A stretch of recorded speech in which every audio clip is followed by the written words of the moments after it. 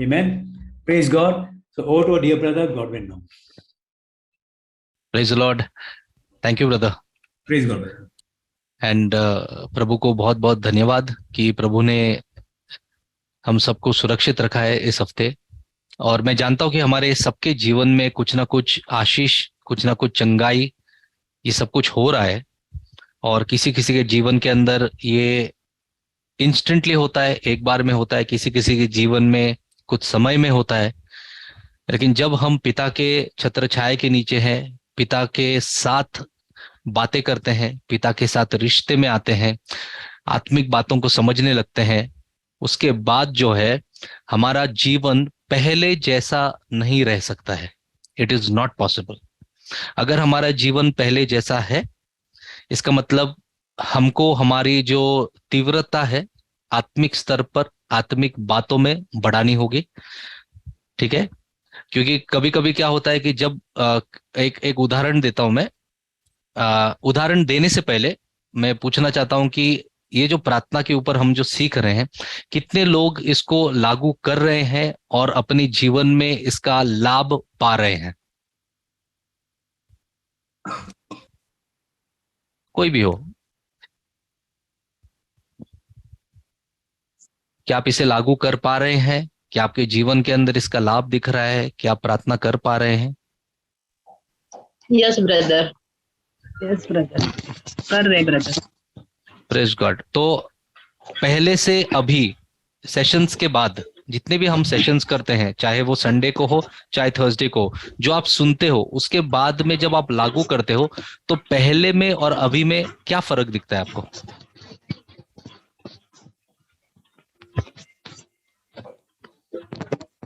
कोई शेयर करना चाहेगा?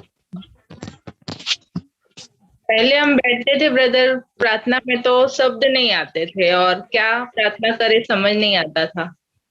लेकिन अभी हम आत्मिक रूप से बैठते हैं तो फिर कई चीजों का अनुभव हम करते हैं।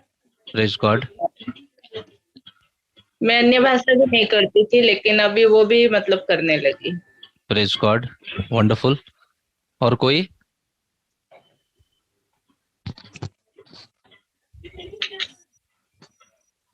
हमारी आत्मिक उन्नति हो रही है ब्रदर, प्रार्थना करते हैं तो। करेक्ट और सिस्टर। जैसे कि मतलब प्रार्थना करने से मतलब अभी हम लोग सुसमाचार भी सुनाने लगे। पहला डरते थे सुसमाचार सुनाने के लिए लेकिन अभी सुसमाचार भी मतलब सीधे और सरल मार्ग से सुना पा रहे हैं।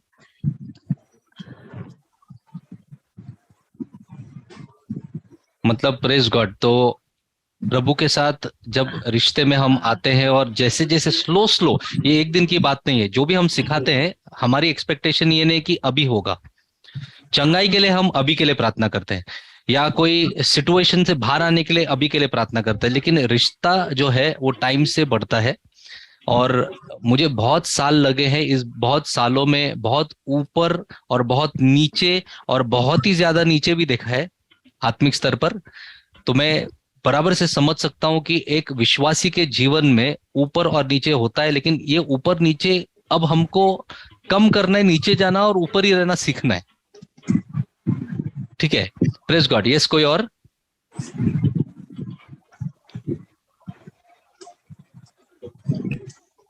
और ब्रदर, प्रभु हमारे लिए द्वार खोल रहे कि सबको सुसमाचार सुनाए। जो बीमारी है, दुख है, तकलीफ है, वो खुद हमारे सामने आके ऐसा बोलते, तो उनके लिए हम प्रार्थना भी कर रहे हैं और उन्हें प्रभु में आने के लिए वो प्रेरणा भी दे रहे। तो प्रभु इसमें कार्य कर रहे हैं, इसके लिए प्रभु को बहुत धन्यवाद। प्रभु को धन्यवाद। जब आप तैयार हो तभी तो काम होगा।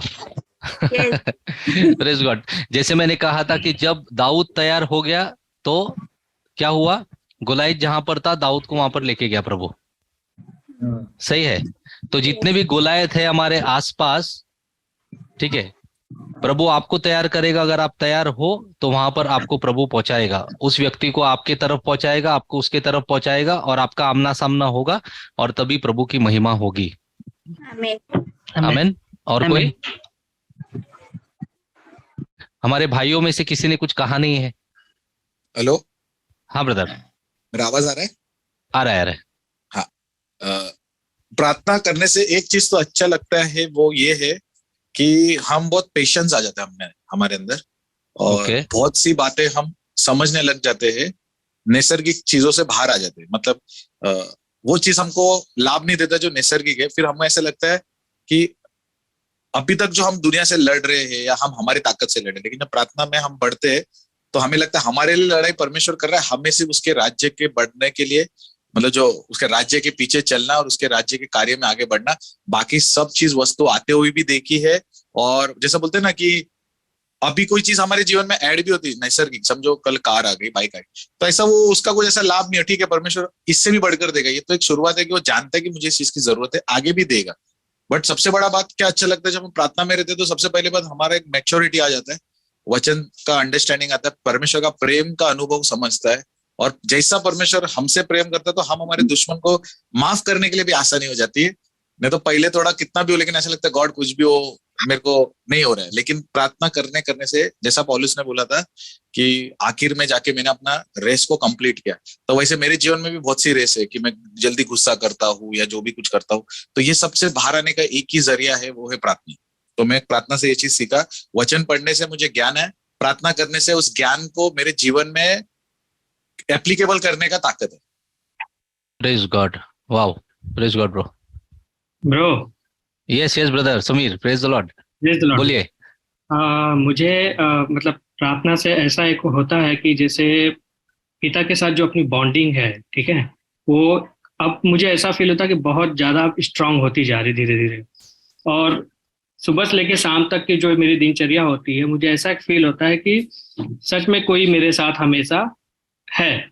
मैं कहीं भी जाऊं, कुछ भी करूं, कहीं भी बैठा रहूं, किसी से बात करते रहूं, तो चाहे मैं कुछ मेरे बिजनेस से रिलेटेड या मेरे क्लाइंट के साथ भी जब बात करता हूं, तो एक जो वर्ड्स निकलते हैं वहां पे ना, लगता है कि वो मैं नहीं बोल रहा हूँ, वहां पे पिता है या फिर कोई ऐसा एक सपोर्ट मेरे अंदर से निकल रहा है कि वो वर्ड्स ऑटोमेटिकली निकल रहे हैं और वो सामने वाले को टच करता है वो कहाँ पे।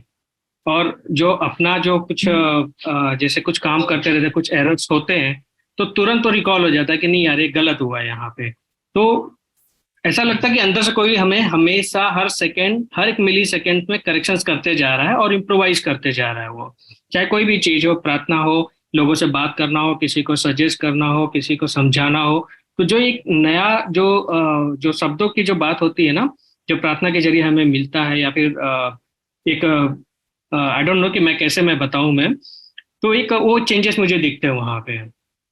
और सबसे बड़ी ये फील होती है कि ऐसे लगता है कि कोई एक है साथ में, कोई एक सुपर नेचुरल है साथ में जो हमेशा गाइड कर रहा है, हमेशा आगे बढ़ने के लिए। एक जो अपने अंदर जो एक फियर होता है कि नहीं यहाँ पे जाएंगे तो ऐसा कुछ होगा, इससे बात करेंगे तो ये प्रॉब्लम हो सकती है, तो वो सारी फियर को धीरे धीरे धीरे खत्म कर दिया, ऐसा लगता है वो। तो ये मुझे ऐसा फील होता है। Praise the Lord. Praise the Lord. Praise God. मैं फील करता हूँ कि मेरी बॉन्डिंग काफी अच्छी हो रही है। Praise God. सबसे महत्वपूर्ण बात यह है कि प्रार्थना के लाभ जो है वो है कि हम लोगों को क्या हम कर सकते हैं प्रार्थना करने के बाद, यह लाभ की बात है। और मैं बहुत ही आनंदित हूँ, भाई सेल्वम भी बहुत आनंदित है, और हम सब आनंदित है कि बहुत लोगों को वो अब सामर्थ और ताकत का एहसास हो रहा है, अनुभव हो रहा है कि आप लोग जो पहले नहीं कर सकते थे, जैसे वचन देना या अन्य भाषा में प्रार्थना करना, तो कुछ ना कुछ जो ब्लॉकेज या बॉन्डेज या जो रुकावट थी वो अभी धीरे धीरे हट रही है। दूसरी बात, जैसे सिस्टर अनुसुईया ने कहा कि गॉस्पल देने के लिए, सिस्टर राखी ने कहा कि गॉस्पल देने के लिए आसानी होती है, लोग आ रहे हैं, हम लोग गॉस्पल दे पा रहे हैं, तो ये एक बहुत ही बढ़िया बात है। क्योंकि वचन जाने से और पवित्र आत्मा का जो प्रकटीकरण है उस सुसमाचार में है यीशु मसीह के बारे में, और वो प्रकटीकरण देता है, आप सुसमाचार देते हो, वही सामर्थ है लोगों का जीवन बदलने के लिए। और जब वो जाएगा तो लोगों का जीवन जरूर बदलेगा। और जैसे भाई समीर ने कहा कि जैसे जैसे हम लोग पिता के साथ बैठते हैं तो एक बॉन्डिंग होता है, ठीक है। मैं थकता नहीं हूं बार बार एग्जाम्पल पिता और बच्चे का देने के लिए, क्योंकि जब भी आप देखो, एक एक पिता जो होता है ना, पिता, वो पिता कहलाने के लायक तभी होता है जब उसको संतान होती है। उससे पहले तक वो सिर्फ एक पति होता है, लेकिन या माँ, वो सिर्फ एक पत्नी होती है। लेकिन जब एक बच्चा हो जाता है तो वो पिता हो जाता है और वो माँ हो जाती है, ठीक है। लेकिन पिता सिर्फ बच्चा होने से नहीं, लेकिन पिता उसे कहते हैं जो अपने बच्चे के साथ उस रिलेशनशिप में आता है। वो रिश्ता होना बहुत जरूरी है। जब बच्चे छोटे होते हैं उनका अंदर वो डर नहीं होता है। मैक्सिमम बच्चों के अंदर डर आने का कारण है कि माँ बाप उनको बोलते हैं बेटा ये नहीं करेगा तो ये होगा, वो नहीं करेगा तो ये होगा, और हम जो बातें उनसे कहते हैं उस तरीके से उनको डराते हैं, धमकाते हैं। इस कारण से वो डर बचपन से आता है उनके अंदर। तो एक पिता और माँ के शब्दों में कितना सामर्थ्य है आप देख सकते हैं, ठीक है। आप आई होप आप समझ रहे मैं जो कह रहा हूं। तो जैसे भाई समीर कहते हैं कि एक बॉन्डिंग होता है, तो जब पिता बेटे के साथ में टाइम स्पेंड करता है, बेटा पिता के साथ में टाइम स्पेंड करता है, तो बेटे को बराबर मालूम है कि पिता किस चीज से चिढ़ेगा, किस चीज पे खुश होता है, किस चीज पे गुस्सा करेगा। पिता को देख के मालूम पड़ता है उसे, और वैसे ही एक पिता को अपने पुत्र को देख के मालूम पड़ता है, एकदम क्लियर है। लेकिन वो रिश्ते में आने के बाद तो प्रार्थना वो जरिया है जिससे हमको वो रिश्ते में आने का मौका मिलता है कि नहीं। हम जब प्रार्थना करने बैठते हैं तो वो हर प्रार्थना शुरुआत एक तरफे से ही होगा। जब भी मैं कहता हूं कि दो तरफे का है, पिता भी बात करेगा, आपको सुनना है, वेट करना है, जो हम लोग अभी सिखा रहे हैं, लेकिन हमेशा शुरुआत तो एक तरफ से ही होता है, क्योंकि शुरुआत हम ही करते हैं यूजुअली। जब तक कि पिता डायरेक्टली अगर कुछ बोलना ना चाहे या पवित्र आत्मा बोलना ना चाहे, वो हमको बताए नहीं या गाइड ना करे, ठीक है। लेकिन प्रार्थना में यूजुअली जब हम बैठते हैं तो प्रॉम्प्टिंग जो आती है हमको, प्रॉम्प्टिंग को क्या बोलेंगे ब्रदर? प्रॉम्प्टिंग यानी कि मैं देखता हूं उसका वर्ड। प्रॉम्प्टिंग यानी कि याद दिलाने की क्रिया, ऐसे लिखा है यहाँ पर। तो प्रॉम्प्टिंग जो होता है वो हमेशा पवित्र आत्मा से ही आता है। जब तक पवित्र आत्मा आपको वो शक्ति ना दे, ओके, आप कैसे बैठोगे?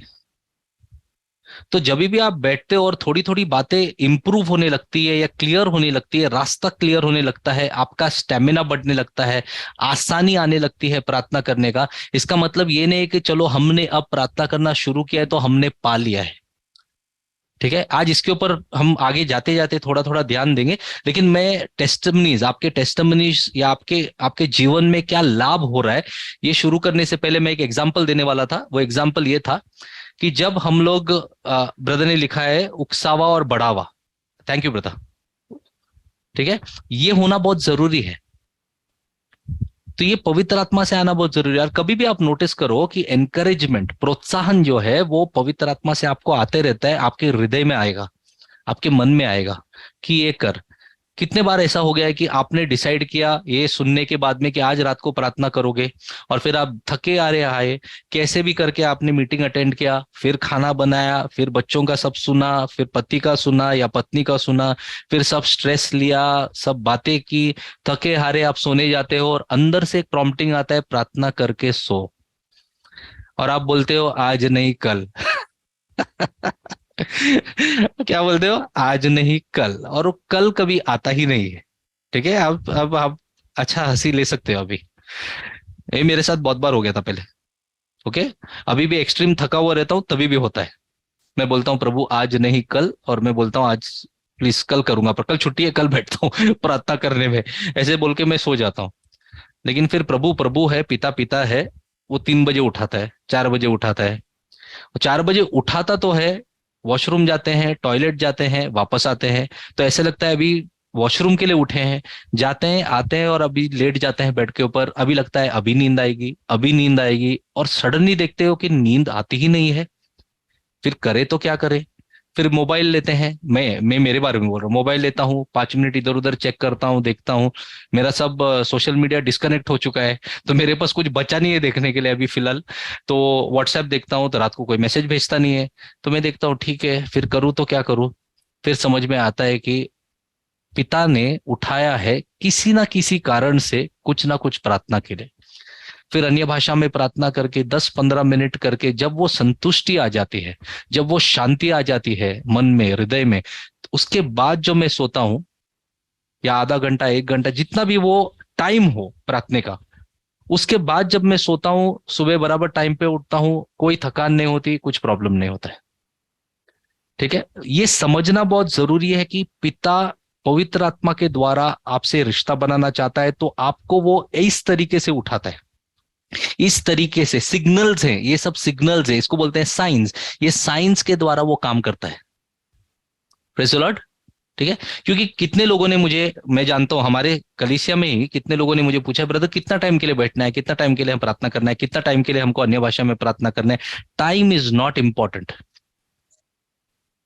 एक एक बोलते हैं ना सेवकाई, सेवकाई के अंदर quantity is not important, quality is important. यानी कि जो नंबर होता है, संख्या होती है, वो इंपॉर्टेंट नहीं है। क्वालिटी को क्या बोलेंगे brother? Quality is important for us and for the Lord. ठीक है, कि आप क्या प्रभु में बढ़ रहे हो।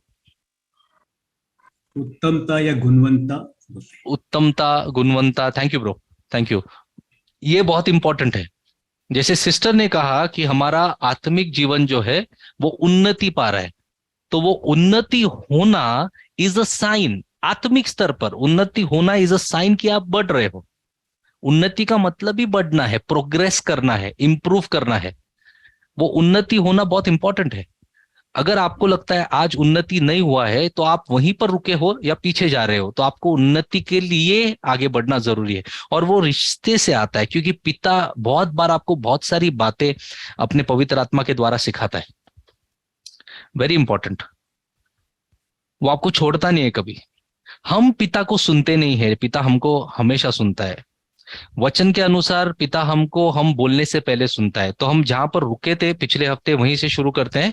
मत्ती का 6 अध्याय और 30वें वचन से हम शुरू करेंगे। 6 अध्याय 30वें वचन। भाई विजय हमारे साथ में है, वो वचन पढ़ेंगे और मदद करेंगे हमारी। इसलिए जब परमेश्वर मैदान की घास को, जो आज है और कल भाड़ में झोंकी जाएगी, ऐसा वस्त्र पहनाता है, तो हे अल्पविश्वासियों, तुम क्यों वह इनसे बढ़कर क्यों न पहनाएगा। इसलिए तुम चिंता करके यह न कहना कि हम क्या खाएंगे, क्या पिएंगे, क्या पहनेंगे, क्योंकि अन्य जाति इन सब वस्तुओं की खोज में रहते हैं, पर तुम्हारा स्वर्गीय पिता जानता है कि तुम्हें इन सब वस्तुओं की आवश्यकता है। इसलिए पहले तुम परमेश्वर के राज्य और उसके धर्म की खोज करो, तो ये सब वस्तुएं भी तुम्हें मिल जाएगी। मैं आपसे पूछना चाहता हूं, यहां पर कलीसिया के लोगों से पूछना चाहता हूं कि क्या आपने परमेश्वर के राज्य की खोज की? हम सब से, हम सब, इसके अंदर पासवान, आप, मैं, सब इंक्लूडेड है। क्या हमने परमेश्वर के राज्य की खोज की? मसीहा हमारे जीवन में आने के बाद की मैं बात कर रहा हूं, ठीक है, उसके बाद की बात है। पवित्र आत्मा जब हमको लेके आता है प्रभु के पास में, वचन आता है, हमारा जीवन बदलता है, कोई बपतिस्मा लेता है, पवित्र आत्मा का बपतिस्मा होता है, वचन के अंदर बढ़ने लगते हैं, तो क्या हम परमेश्वर के राज्य की खोज करते हैं? क्या हम उसकी धार्मिकता को समझ पाए हैं अभी? क्या हम धार्मिक बन चुके हैं परमेश्वर यीशु के लहू से? उसके धार्मिकता को हमको देकर पिता ने हमको धार्मिक बनाया, क्या ये हुआ है? अगर ये हुआ है तो इस वचन के अनुसार ये सारी वस्तुएं भी तुम्हें मिल जाएंगी। अगर ये मेरा वचन है तो ये होने वाला नहीं है। ये है यीशु मसीह का वचन। इसका कॉन्टेक्स्ट भी यही तरीके से आता है, इसका कोई दूसरा कॉन्टेक्स्ट नहीं है, ठीक है।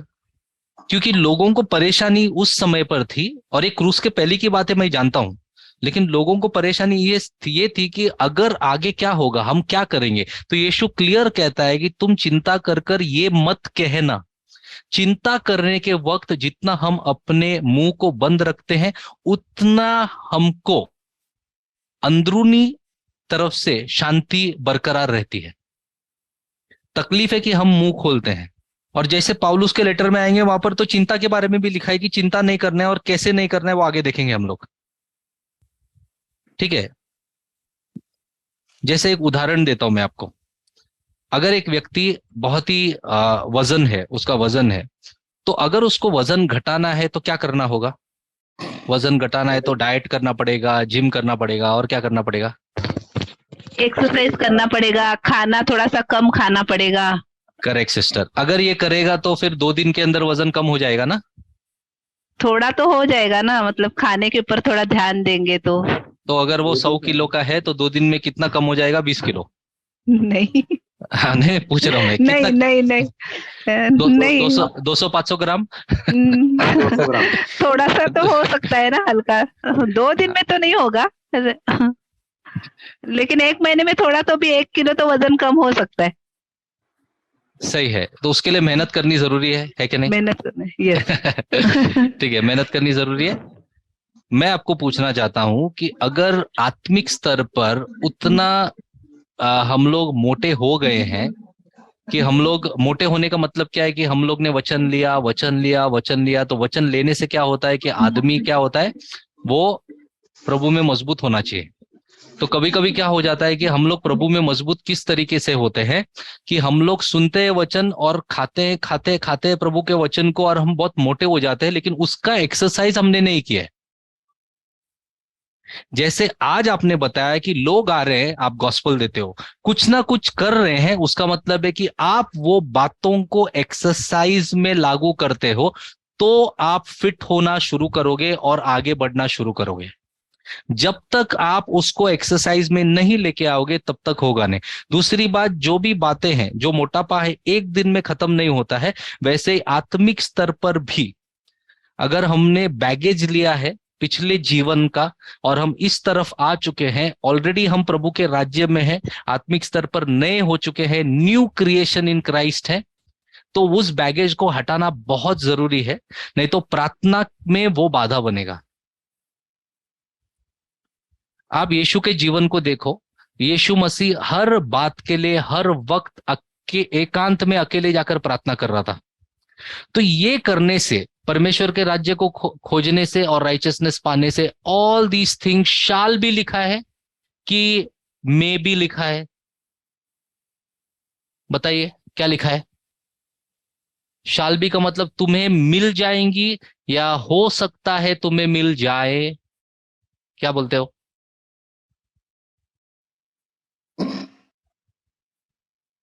कोई बताएगा?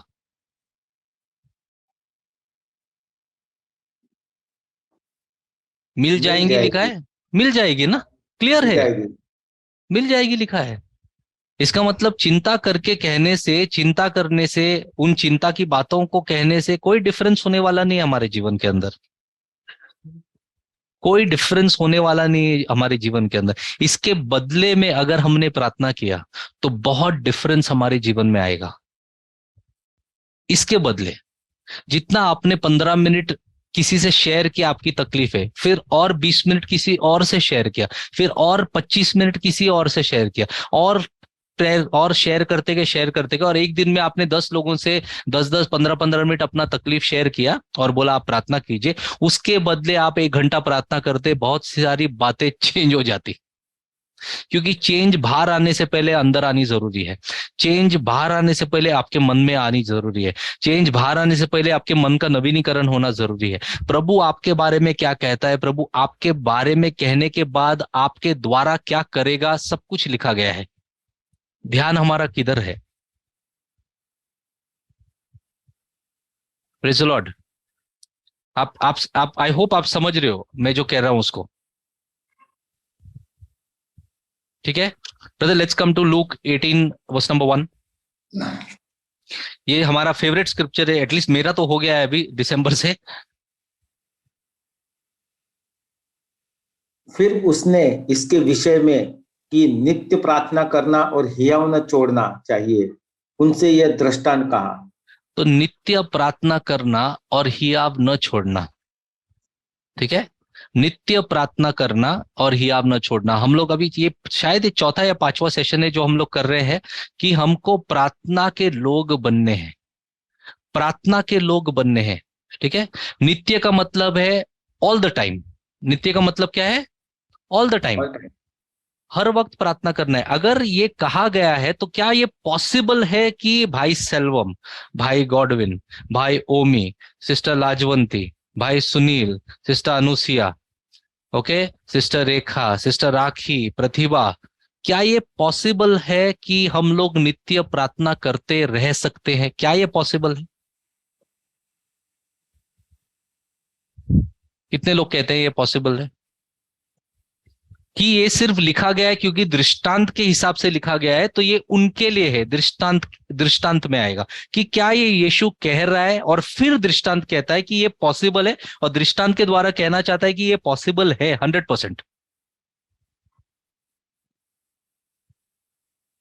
नित्य प्रार्थना करना, तो नित्य प्रार्थना करना, तो प्रार्थना करने के व्यक्ति के विपरीत क्या होगा?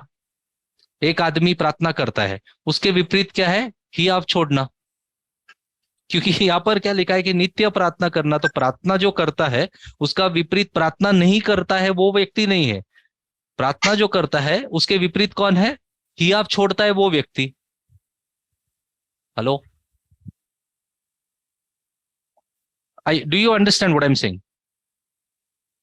मैं वापस कहता हूं, देखो दो तरीके के लोग हैं। एक है जो प्रार्थना करता है ऑलवेज, नित्य, एंड नॉट टू फेंट, क्योंकि अगर प्रार्थना नहीं करोगे तो फेंट होगे, you will lose your heart, आप छोड़ दोगे। इस वजह से प्रार्थना करते रहना है। और कब प्रार्थना करना है? ऑलवेज करना है ना, ऑलवेज। तो ऑलवेज प्रार्थना करने का मतलब क्या होगा कि जब भी आप वचन के अंदर ऑलवेज देखते हो, यानी कि नित्य देखते हो, उसका मतलब क्या है कि हमेशा आपको ये करते रहना है, हर बार आपको ये करते रहना है। ठीक है, मतलब आपकी जीवन शैली होनी जरूरी है ये। तो प्रार्थना का व्यक्ति का जीवन शैली ही ये है। हेलो, मैं वापस दोहराता हूं, ध्यान से सुनना। हर वक्त करने का मतलब है कि अब ये आपका जीवन शैली हो गया है। पिता एक्सपेक्ट करता है कि ये आपका जीवन शैली हो गया है, आपके जीवन का भाग है ये, कि आप हमेशा प्रार्थना करते रहेंगे। तो जब तक आप प्रार्थना करते रहेंगे तो आप नहीं छोड़ेंगे, क्योंकि आपको प्रार्थना का सामर्थ और प्रभु का रिश्ता जो है वो मजबूत और सामर्थ्यवान बनाए रखेगा। प्रभु में सदा आनंदित रहो। मैं फिर कहता हूं, आनंदित रहो। प्रभु में कभी आनंदित रहो। ओके, प्रभु में थोड़े टाइम आनंदित रहो, प्रभु में अब आनंदित रहो, प्रभु में जब मन करे तब आनंदित रहो, प्रभु में जब खुशखबरी आए तब आनंदित रहो। कब आनंदित रहो? हमेशा। मैं चाहता हूं कि यस ब्रदर, यस आप सब बोलिए, मैं सुनना चाहता हूं आपको। हमेशा, हमेशा, हमेशा, यही वर्ड वहां पर है। नित्य का मतलब ऑलवेज है, सदा का मतलब भी ऑलवेज है। तो इसका मतलब है कि प्रार्थना करते रहना जीवन शैली है। तो आनंदित रहना क्या है? आनंदित जीवन शैली हो गया। जीवन शैली ही है, होनी चाहिए, होनी ही चाहिए जीवन शैली ना। मतलब अगर प्रभु बोलता है कि ये आपकी जीवन शैली बनाओ, मतलब इससे आपका कुछ ना कुछ तो फायदा है, नहीं तो क्यों बोलेगा आपकी जीवन शैली बनाओ?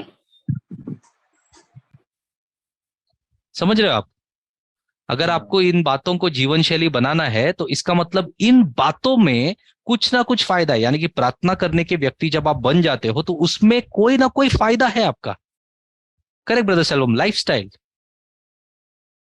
I will ask brother Selvam, brother, प्रार्थना करने के व्यक्ति बनने से, या आपने आज तक जब से आप बिलीवर हो गए हो और जितने टेस्टिमनीज आपने सुने हैं या मैन ऑफ गॉड के बारे में सुने हैं, प्रार्थना करने के व्यक्ति को अगर आपने देखा है ब्रदर, तो क्या उसके जीवन के अंदर बाकी जो सामर्थ, चंगाइया, मिनिस्ट्री, सेवकाई या इम्पैक्ट, ये सब देखा है कि नहीं आपने? यस, बहुत देखे हैं, बहुत देखा है, क्योंकि वो प्रार्थना करने के व्यक्ति हैं। ठीक है, दूसरी बात, rejoice in the Lord always. कभी करना है? ऑलवेज करना है। ऑलवेज का मतलब क्या है? सदा आनंदित रहना है। ब्रदर विजय वापस पढ़िए प्लीज। ये प्रभु में सदा आनंदित रहो। मैं फिर कहता हूं, आनंदित रहो। 2 बार कहने की जरूरत क्यों पड़ी पौलुस को? क्योंकि एक बार कहना पिछले पुराने नियम में भी प्रभु जो है कभी कभी 2 बार कहता था, ताकि एक बार कहने से अगर आपको याद ना हो तो 2 बार कहने से डबल एम्फेसिस बोलते हैं। डबल एम्फेसिस का मतलब कि आप भूलो नहीं, इसको आपको हमेशा याद रखना है कि आनंदित आपको रहना है प्रभु में। ठीक है, अभी प्रॉब्लम यह है कि हम बहुत बार प्रभु से बाहर आ जाते हैं, इस कारण से हम आनंदित नहीं रह पाते हैं। तो प्रभु में रहना भी एक लाइफस्टाइल होनी जरूरी है, एक जीवन शैली होनी जरूरी है। मसीहा में रहना, सोच विचार कर कॉन्शियसली मसीहा में रहना एक जीवन शैली होनी बहुत जरूरी है एक विश्वासी के लिए। Brother, what is consciously brother? विवेक द्वारा, विवेक द्वारा, सोच समझ कर, खुद के मतलब क्या बोलते सोच समझ कर ना ब्रदर? क्या हमारे विवेक से हम जो सोचते हैं, विवेक हमारा जागता है उसके द्वारा। ओके, कॉन्शियसली मतलब intentionally bro, intentionally, I meant to say that. Intentionally मतलब जानबूझकर, या फिर हम जानबूझकर आपकी जीवन शैली को आपको ये बनाना है और प्रभु में रहना है। ठीक है, प्रभु में आने के लिए आपने कुछ नहीं किया, यीशु मसीह के द्वारा, पवित्र आत्मा के द्वारा आप आए प्रभु में, यानी कि मसीहा में। अब रहने के लिए आपको वो अनुग्रह दे रहा है, रहने के लिए आपको वो सामर्थ देता है, इसके कारण से आप वहां पर रह सकते हो। लेकिन रहते रहते इन बातों में आपका फायदा है और लाभ है।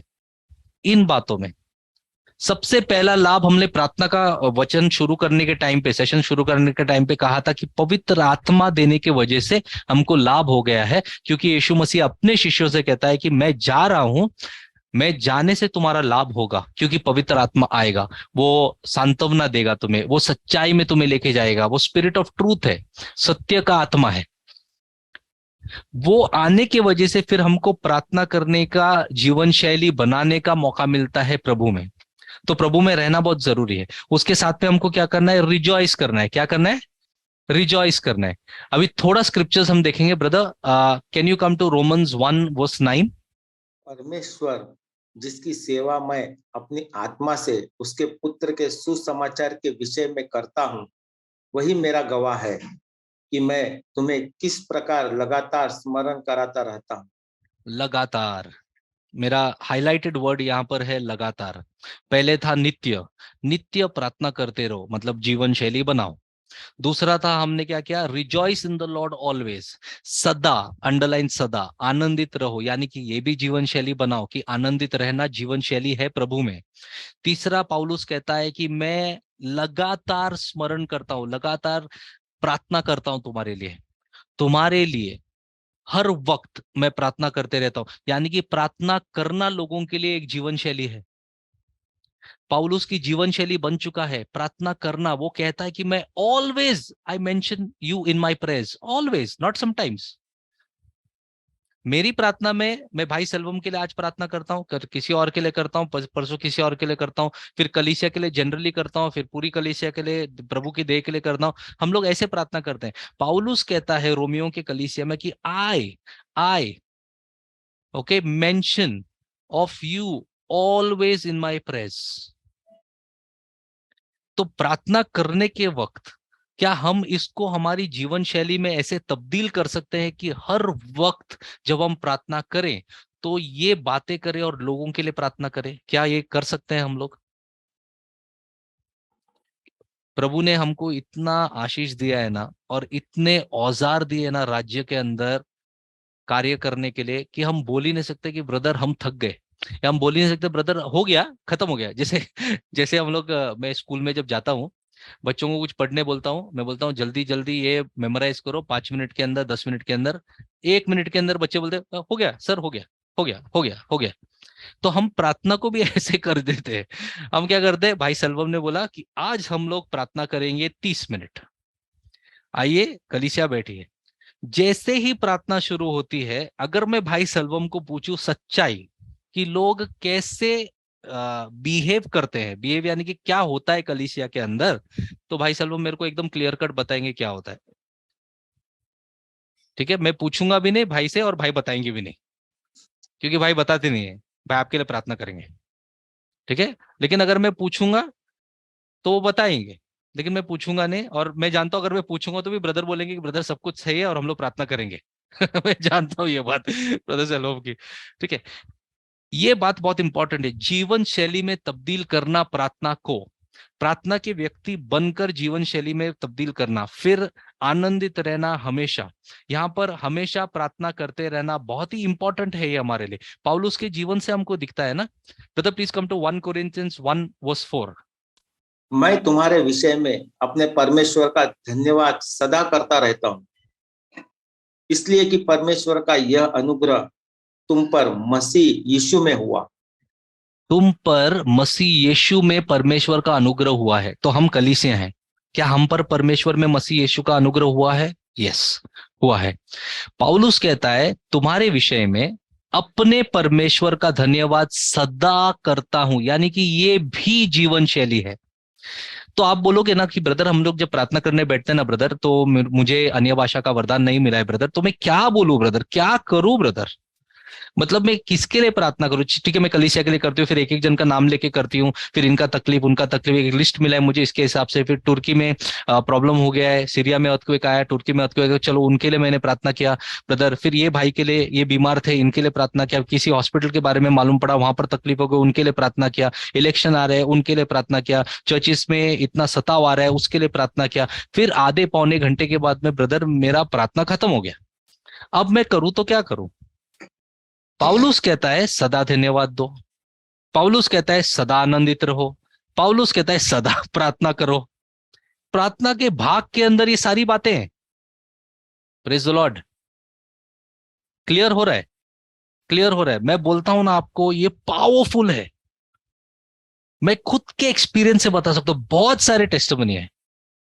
मैं कभी कभी हम भाइयों से बात करता हूं तो कितने सारे टेस्टिमनी हम दे सकते हैं कि परमेश्वर ने ये किया है।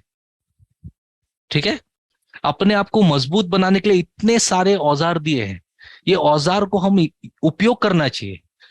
पौलुस कहता है मैं तुम्हारे विषय में अपने परमेश्वर का धन्यवाद सदा करता हूं, एक दिन नहीं, 2 दिन नहीं, हर वक्त सदा मैं कर रहा हूं। हम क्या ऐसा करते हैं? क्या हम परमेश्वर का धन्यवाद देते हैं एक दूसरे के लिए? जिन किसी पर परमेश्वर का अनुग्रह है, क्या उनके लिए हम प्रार्थना करते हैं धन्यवाद देते हुए? क्या हम उनके लिए प्रार्थना करते हैं आनंदित रहते हुए? क्या हम उनके लिए प्रार्थना करते हैं? आप बताइए। आई होप इस वक्त आपके मन को प्रभु टटोल रहा है और ये सारी बातें करने के लिए आपको यही अनुग्रह भरपूरता से प्रभु देगा। मेरी प्रार्थना है हमारी कलीसिया के लिए कि प्रभु भरपूरता से ये अनुग्रह, इतना सामर्थ्यवान अनुग्रह देगा कि ये बातें आसान हो जाए हमारे लिए। सदा लिखा है ना, मैं धन्यवाद कभी करता हूं, मैं धन्यवाद सदा करता हूं। ठीक है, मतलब ये सदा धन्यवाद देने का एक जीवन शैली हो गया है जो आप प्रार्थना में उपयोग कर सकते हैं कि नहीं? आप उपयोग कर सकते कि नहीं? आप बताइए।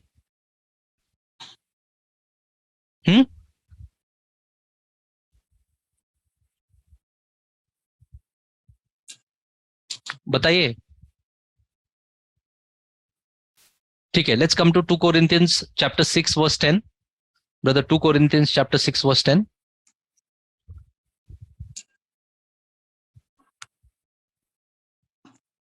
शोक करने वालों के समान है, परंतु सर्वदा आनंद करते हैं। कंगालों के समान है, परंतु बहुतों को धनवान बना देते हैं। ऐसे है जैसे हमारे पास कुछ नहीं तो भी सब कुछ रखते हैं। पौलुस ये अपने जीवन के बारे में कहता है, एक मसीहत में एक सेवकाई करने वाले के जीवन के बारे में कहता है, खुद के जीवन के बारे में कहता है। उसके साथ में जो लोग हैं जो सेवकाई कर रहे हैं, एक मसीहत में प्रचारक है, यानी कि चाहे वो एक अपोस्टल हो, नबी हो, उसके बारे में पौलुस यहाँ पर कहता है। वो कह रहा है कि शोक करने वाले के समान उनका जीवन है, परंतु सर्वदा आनंद करते हैं। क्या करते हैं? सर्वदा यानी कि सदा, यानी कि नित्य आनंद करते हैं। ये हमारी जीवन शैली की बात है। जीवन शैली बनाने के लिए प्रैक्टिस में लेके आना जरूरी है। जब तक आप उन बातों को प्रैक्टिस में नहीं लेके आते हो तब तक वो जीवन शैली या हैबिट नहीं बन सकती है। ये बातें हैबिट की बातें हैं, ठीक है। आज जो आप हो आपके हैबिट्स के वजह से हो, जो आपने प्रैक्टिस किया दररोज, जो आपने सोचा दररोज, वैसे व्यक्ति आज आप हो।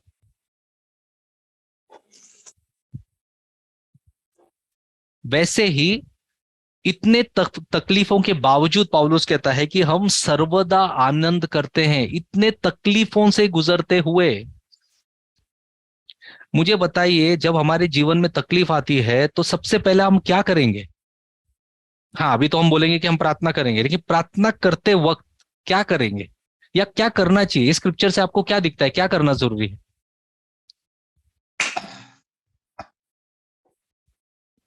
क्या करना जरूरी है? आनंद करना चाहिए। कब कब आनंद करना चाहिए? आपको आंसर मिलने के बाद आनंद करना चाहिए कि जब ये प्रोसेस चल रहा है तभी आनंद करना चाहिए? ये प्रोसेस चल रहा है तभी आनंद करना चाहिए। तभी आनंद करना चाहिए। यानी कि आप एक चीज के लिए प्रार्थना कर रहे हो, 2 साल हो गया, 5 साल हो गया, 10 साल हो गया, तो आपको क्या करना चाहिए? आनंद करना चाहिए। कितना टाइम?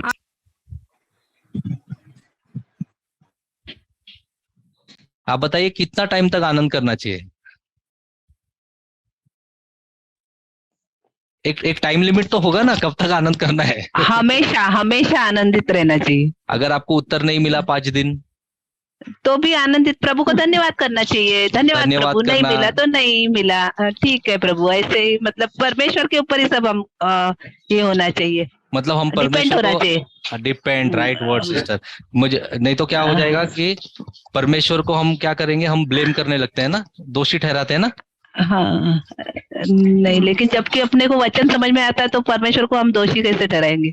नहीं, लेकिन बहुत लोग कलीसिया में दोषी ठहराते हैं। क्योंकि शायद अगर आपको कॉल नहीं करेंगे, लेकिन हम जब वचन सिखाते हैं हमको बहुत लोग कॉल करते हैं और सब एकदम स्ट्रांग बिलीवर्स है। कमजोर बिलीवर्स नहीं। कमजोर बिलीवर्स से हम ये स्ट्रांग बातें की अपेक्षा नहीं रखते, आप समझे। लेकिन यूजुअली कमजोर बिलीवर्स स्ट्रांग बातें कर जाते हैं। हेलो, कमजोर बिलीवर्स जो होते हैं उनसे हम लोग ये बातों की अपेक्षा शुरुआत में नहीं रखते, क्योंकि हम जानते हैं कि वो तकलीफ में है, उनको बहुत कुछ सीखना है, जैसे जैसे वो सीखेंगे वो बढ़ेंगे। लेकिन एक एक्सपीरियंस्ड बिलीवर, यानी कि जो मसीहा में 2-5 साल से है, जिसने बहुत कुछ देखा है मसीहा में, वचन समझा है, वचन सुना है, उस वचन को लागू करता है, उपयोग करता है, उससे हम ये अपेक्षा रख सकते हैं कि हमको ऐसे एक व्यक्ति बनना है जो प्रार्थना में तो चलता रहे, प्रार्थना करते वक्त ये जीवन शैली होनी बहुत जरूरी है। क्योंकि आप प्रार्थना में जब बैठते हो तो आपके मन के अंदर क्या चल रहा है बहुत इंपॉर्टेंट है। What is happening inside you, आपके मन के अंदर क्या चल रहा है उस वक्त, ठीक है। तो सर्वदा आप क्या करते रहते हो, आप सर्वदा आनंदित रहते हो। तो बार बार हम देखते हैं धन्यवाद देना है, प्रार्थना करना है, प्रार्थना करने वक्त आनंदित रहो, धन्यवाद दो, दूसरों के लिए प्रार्थना करते रहो, तभी भी आनंदित रहो। आमीन। ये क्लियर हो गया ब्रदर? Come to efficiency 5:20।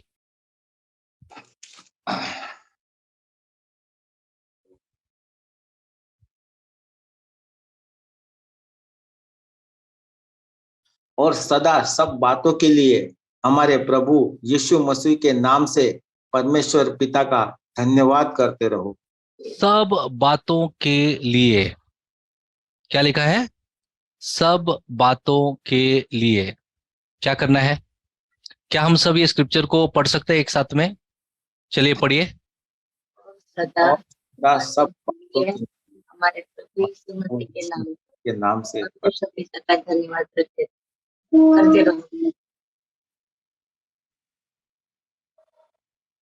सब बातों में लिखा है कि सब बातों के लिए लिखा है? बातों के लिए। आपको याद है कहां पर लिखा है सब बातों में? हमने शुरुआत में ये किया था, फर्स्ट सेशन में हमने किया था, ठीक है। मैं बताता हूं आपको, थेसलोनियंस है। कोई बता सकते कहां का स्क्रिप्चर है थेसलोनियंस में? कौन सा थेसलोनियंस, कौन सा स्क्रिप्चर है? नोट्स चेक कीजिएगा। 2 Thessalonian 3:3। Brother can we come there?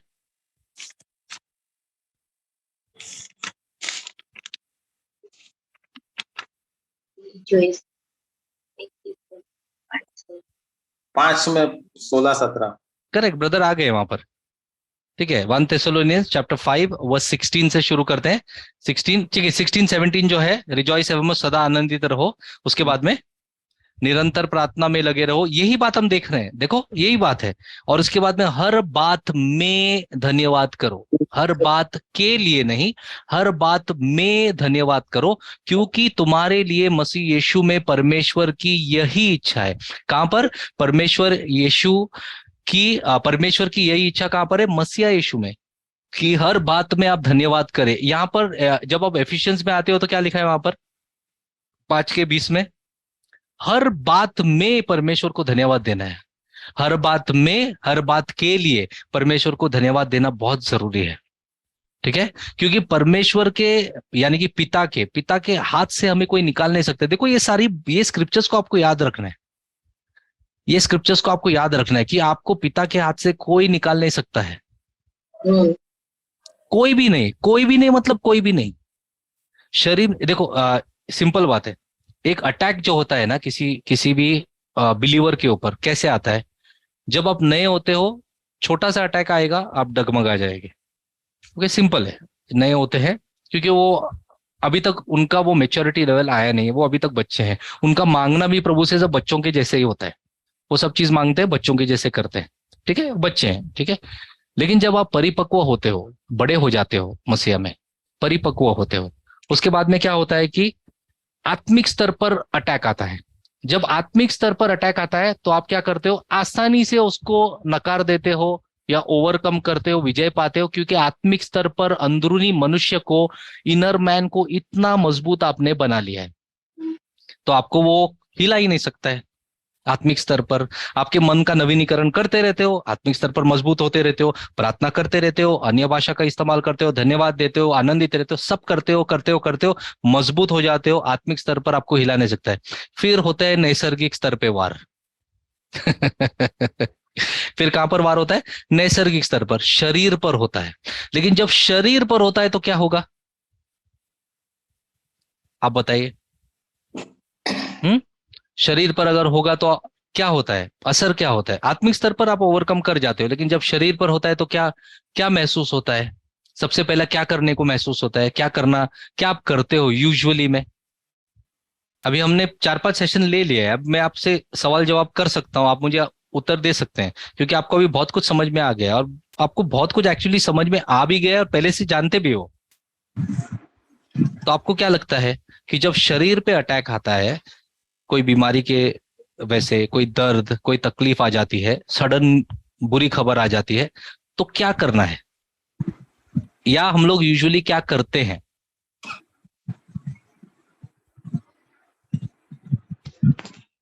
प्रार्थना करनी है। करेक्ट, करनी है, लेकिन क्या करते हैं? और तभी चिड़चिड़ होती है, लेकिन हमको प्रार्थना करनी चाहिए उस तरफ, और धन्यवाद देना चाहिए प्रभु को।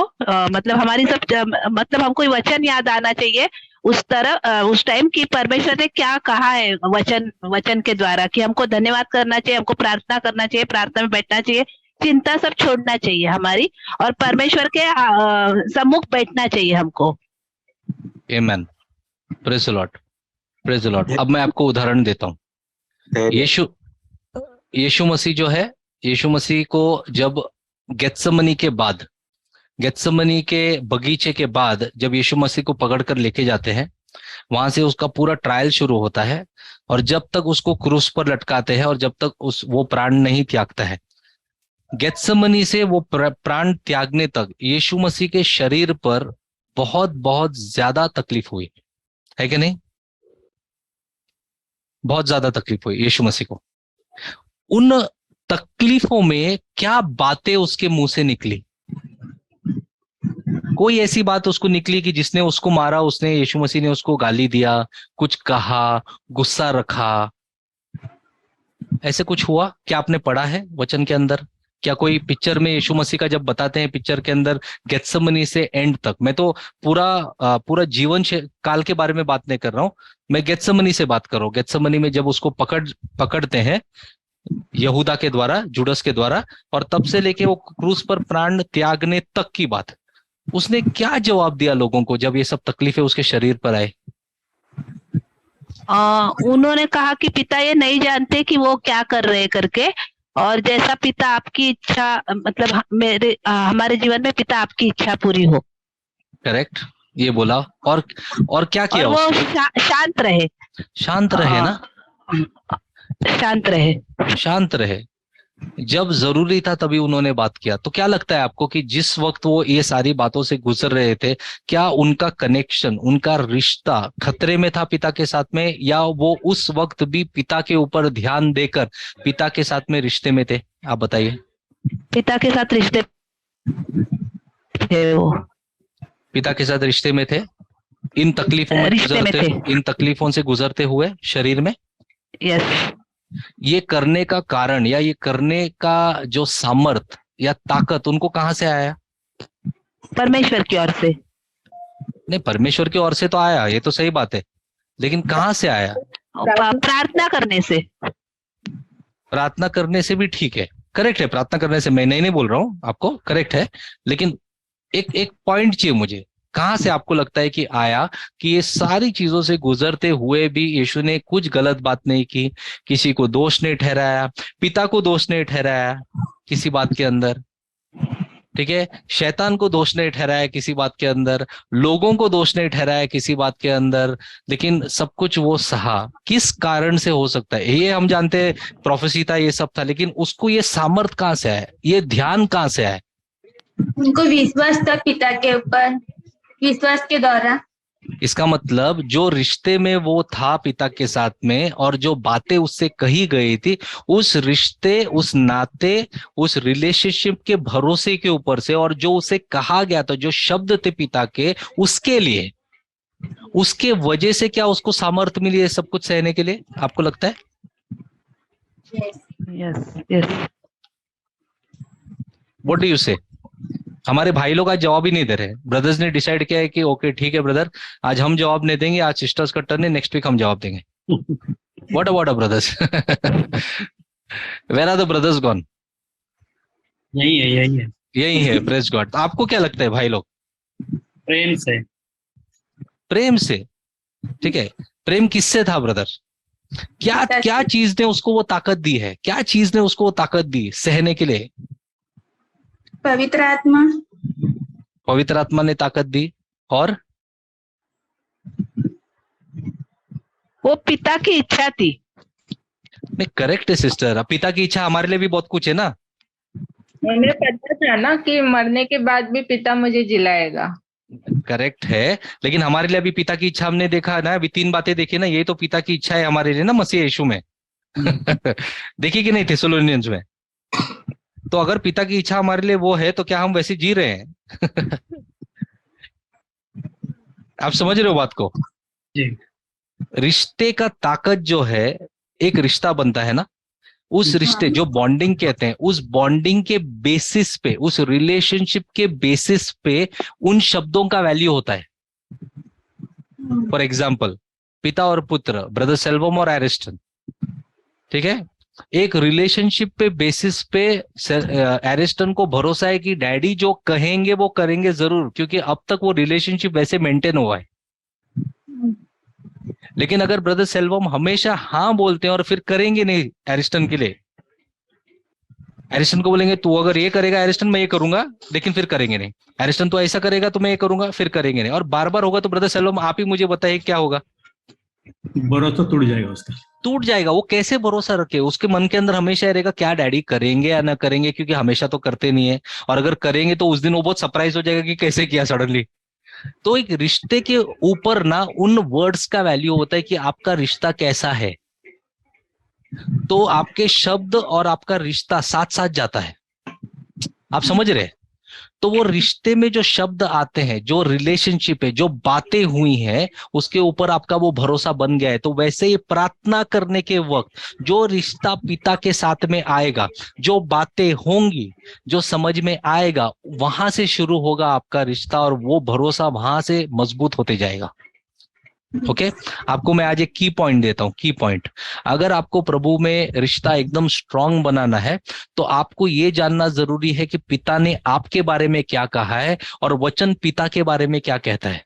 क्योंकि प्रार्थना करने से पहले आपको जानना जरूरी है कि जिससे आप प्रार्थना करते हो उसकी क्षमता क्या है, जिससे आप बात कर रहे हो उसकी क्षमता क्या है। अगर आप उसको देखते हो कि वो कभी कभी ये कर सकता है, बहुत बार वो नहीं कर सकता है, ये बातें कर पाए वो बातें न कर पाए, ऐसे अगर आप पिता को देखोगे तो फिर आपका रिश्ता इस तरीके से आएगा कि आपका भरोसा उतना स्ट्रांग नहीं होगा।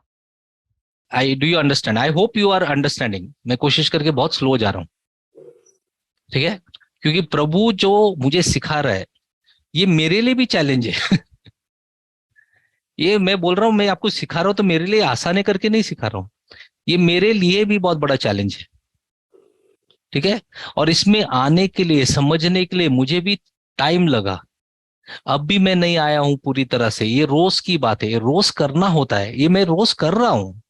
इस कारण से मैं ये बातें सिखा रहा हूं आपको। अगर मैं नहीं करूंगा तो मैं आपको नहीं सिखाऊंगा 100%। मैं आपको ऐसी बातें नहीं सिखाना चाहता हूं जो मैं एक्सपीरियंस नहीं कर रहा हूं, या मैं जो सीख नहीं रहा हूं मैं खुद अप्लाई नहीं कर रहा हूं। मैं चाहता हूं आप ये सीखें, क्योंकि अब मैं रिश्ते में आ रहा हूं पिता के साथ भी, और मैं हमेशा से रिश्ते में था पिता के साथ, ऐसा नहीं कि मैं रिश्ते में नहीं था। लेकिन एक 2-1.5 महीने के पहले जो जो झंझोड़ दिया उसने और जो वो सिखाने लगा है मुझे, वहां से ये रिश्ते में मजबूती आ रही है। क्योंकि मैं समझ रहा हूं कि उसका रिश्ता, उसके वचन के बिना रिश्ता अधूरा है। वो रिश्ता उसके प्रेम के बिना अधूरा है।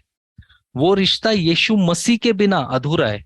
वो रिश्ता पवित्र आत्मा के बिना अधूरा है। आप समझ रहे हो? जैसे एक उदाहरण देता हूं मैं आपको, सिंपल उदाहरण, ठीक है? प्रार्थना करने से हमारे अंदर चेंजेस आते हैं ना, कुछ चेंजेस आते हैं, हमारा हमारा स्वभाव बदल जाता है। किसी ने तो आज कहा ना स्वभाव बदलता है, ये सुनो। तो अगर स्वभाव बदलता है आपका प्रार्थना करने से, ठीक है, तो यही स्वभाव लेकर आप जाके अगर प्रार्थना करते हो किसी के लिए तो क्या वो होगा? बात जज, you answer me, come on. हाँ brother, होगा, होगा? जरूर। यस ओके, सपोज हम लोग प्रार्थना कर रहे हैं, हमारा स्वभाव भी बदल रहा है और पिता जैसा हमारा स्वभाव यीशु मसीह जैसा बन रहा है। पवित्र आत्मा बहुत सारी बातों को हमको बता रहा है, एक्सपोज कर रहा है, हमारे हृदय को एक्सपोज कर रहा है, उसके अंदर की बहुत सारी बातें, बहुत सारी गंदी बातों को, बहुत सारे लज्जित बातों को, बहुत सारे अंधकार की बातों को वो बाहर निकालता है। क्योंकि जहां पर उजाला आएगा वहां पर ये सारी बातें एक्सपोज हो जाएंगी। और जैसे जैसे हमारे साथ में वो डील करता है, फिर हम जाके किसी के लिए प्रार्थना करते हैं, तो आपको लगता है कि वो प्रार्थना करने से वो बातें होंगी? Yes yes.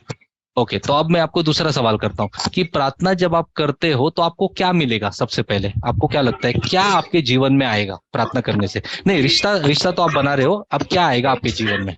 आनंद आएगा, आनंद आएगा, आनंद आएगा। आएगा, विश्वास भी बढ़ते जाएगा हमारा, विश्वास बढ़ते जाएगा, और और भी हम उत्सुक होंगे प्रभु का कार्य करने के लिए, और चाहिए प्रभु का करेक्ट, जवाब आएगा।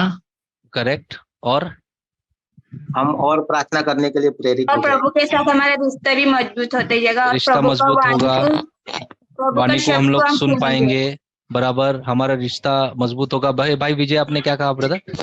मैंने कहा कि हमें प्रार्थना में और हम प्रेरित होते जाएंगे, और उनको प्रार्थना में हम और प्रेरित होते जाएंगे। Wow, praise God. ओके, सब जन ने जो कहा वो एक एक पॉइंट सही है जो हम लोग रिश्ते में आने से होता है। लेकिन सबसे इंपॉर्टेंट बात, जब आप पिता के साथ में रिश्ते में आते हो या किसी भी व्यक्ति के साथ में रिश्ते में आते हो तो उसका इन्फ्लुएंस, उसका प्रभाव आप पर आ जाता है। और पिता के साथ में रिश्ते में आने का एक फायदा है कि आपके साथ में या आपके ऊपर उसकी उपस्थिति आ जाती है। आप जिसके उपस्थिति में बैठोगे वो उपस्थिति में आप जियोगे। हेलो, आपको समझ में आ रहा है? जिसके उपस्थिति में आप बैठोगे उसके उपस्थिति में आप जियोगे, ठीक है? आप एक एग्जांपल लेता हूं, brother come to Psalm 1 verse number, let's start with verse number 1, I think verse number 1 होने। क्या ही धन्य है वह पुरुष जो दुष्टों की युक्ति पर नहीं चलता है, और न पापियों के मार्ग में खड़ा होता, और न ठट्ठा करने वालों की मंडली में बैठता है। इसका मतलब क्या लगता है आपको? हमारा फोकस हमें हमेशा ना धन्यवाद पे जाता है, क्योंकि जहां पर भी धन्य लिखा रहता है ना, हम वहां पर अट्रैक्ट हो जाते हैं कि ये धन्य लिखा है तो वाह वाह, I am blessed, I am blessed, I am blessed. I am blessed बोलने से आदमी ब्लेस्ड होता है, या वही अंदरूनी बात है कि आपके अंदर ये बात समा चुकी है कि आप आशीषित हो और धन्य हो? क्या ये सिर्फ शब्दों की बात है या एक अंदरूनी बात है? कहाँ की बात है ये? अंदरूनी बात है। अंदरूनी बात है कि आप धन्य हो ना। तो उतना कॉन्फिडेंस आपको होना चाहिए कि प्रभु ने आपके लिए कहा है। लेकिन प्रभु ने क्या कहा है यहाँ पर? Blessed is the man that walks not in the counsel of the ungodly. क्या ही धन्य है वह पुरुष या स्त्री जो दुष्टों की युक्ति पर नहीं चलता। इसका मतलब क्या है? यदि आप दुष्टों की युक्ति पर चलते हो, ओके, तो आप क्या धन्य हो या नहीं हो? हम नहीं है धन्य। क्यों नहीं है धन्य? क्योंकि वो जो करते हैं उसका प्रभाव अभी आप पर भी आ चुका है। दूसरी बात, और न पापियों के मार्ग में खड़ा होता है। अगर आप पापियों के मार्ग में खड़े रहते हो तो क्या होगा आपके ऊपर असर? हम भी थोड़े थोड़े उसके जैसे होते जाएंगे। क्यों होते जाएंगे? क्योंकि जहां पर जिसकी उपस्थिति में आप हो वो आपके ऊपर रब होने लगता है। आई रियली होप कि you will catch this today, कि आप ये बात समझोगे। तो पिता की उपस्थिति में यदि आप बैठते हो, प्रार्थना में क्या होता है कि उसकी उपस्थिति में आप बैठ रहे हो, उससे बात कर रहे हो, किसी और से नहीं। जब आप पिता से बात करते हो, आप पिता से बात करते हो, आप पासबान से नहीं। भाई गॉडविन, भाई सेल्वम, भाई विपुल, भाई समीर, सिस्टर सरिता, सिस्टर राखी, सिस्टर प्रतिभा, सिस्टर लाजवंती, किसी से भी कनेक्ट नहीं कर रहे हो। आप कनेक्ट किससे कर रहे हो? आप अपने पति से नहीं, पत्नी से नहीं, बच्चों से नहीं, आपके जो एकदम सबसे बड़े प्रीचर है वो उससे नहीं, ओके, किसी से भी नहीं। कोई स्वर्गदूत से नहीं, कोई शैतान से नहीं। आप किससे कनेक्ट करते हो? पिता से। जब आप पिता से कनेक्ट करते हो, पिता की उपस्थिति में बैठे हो, तो किसकी उपस्थिति आप पर आएगी? किसकी उपस्थिति को आप समझ पाओगे? किसके प्रेजेंस को और उपस्थिति को आप लेकर आगे बढ़ पाओगे? मुझे बताइए। यीशु मसीह बार बार क्यों जा रहा था मालूम प्रार्थना के लिए? बहुत बार हमने ये सुना है कि यीशु मसीह जा रहा था प्रार्थना के लिए ताकि उसको उत्तर मिले और पिता उसको बोले कि अब 12 को चुन, क्या नाम है, उसको चुन, इसको चुन, उसको चुन, ये सारी बातों को कर। यीशु मसीह पिता के साथ में रिश्ते में था। यीशु मसीह जाता था ताकि वो उपस्थिति में जिए। उसने कहा कि जो मैं पिता को देखता हूं करते हुए वो मैं करता हूं। ठीक है, मैं जो सुनता हूं वो मैं आपको बताता हूं। तो पिता के अलावा उसका फोकस कोई दूसरा नहीं है। जिसने मुझे देखा है उसने पिता को देखा है। पिता के अलावा उसका फोकस कोई दूसरा नहीं है। वो बार बार अपने द्वारा पिता को प्रकटीकरण या प्रकट करने की कोशिश करता रहा। कोशिश नहीं, वो बताता रहा, वो करता रहा हर वक्त। क्योंकि जिस उपस्थिति में आप बैठते हो वही आप बनोगे। ठीक है, नैसर्गिक बातों की उपस्थिति में जितना आप बैठोगे वैसे आप बनोगे। आप बोलोगे कि ब्रदर ये सब जन ना जो गंदी बातें करते, ब्रदर मैं गंदी बातें नहीं करता हूं बस, लेकिन अभी क्या करूं ब्रदर, मुझे सुनना तो पड़ता ही है, तो इसका असर मुझ पर होता नहीं। आप रोज रोज रोज वहां पर बैठ के देखो। वैसे ही जब आप पिता के साथ में बैठते हो, ऐसे लोगों के साथ में बैठते हो जो आपको वचन देते हैं, आप सरमन सुनते हो, टीचिंग सुनते हो, आप बार बार वचन को दोहराते हो, वचन को मनन चिंतन करते हो, प्रार्थना करते हो, धन्यवाद देते हो, स्तुति करते हो, आराधना करते हो, ये सारी बातों को, आत्मिक बातों को करते हो। ओके, इसके साथ साथ रोज अपने आप में देखते हो क्या कमियां है, पश्चाताप करते हो, मन का नवीनीकरण करते हो, मन को फिराते हो। ये सारी बातें जब आप प्रैक्टिस में लेके आओगे तो प्रार्थना करते वक्त वो उपस्थिति, वो प्रेजेंस आपके ऊपर इतना स्ट्रांग हो जाएगा कि जो बातें बहुत ही डिफिकल्ट थी आपके लिए छोड़ने के लिए या निकलने के लिए, उन चंगुलों से, उन दुष्टताओं से, वो बहुत आसान हो जाएगी। Praise the Lord. क्लियर हो रहा है? तो प्रार्थना करते वक्त, brother let's come to the scripture brother. I think we are in Ephesians 5:20, right? Let's come to Ephesians 6:18. I think we were there, right? Ephesians 6:18.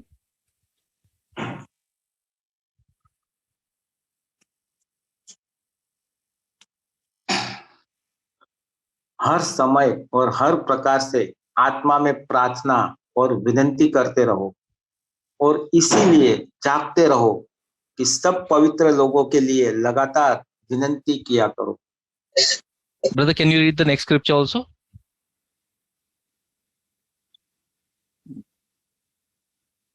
और मेरे लिए भी कि तुम मुझे बोलने के समय ऐसा प्रबल वचन दिया जाए कि मैं साहस के साथ सुसमाचार का भेद बता सकूं।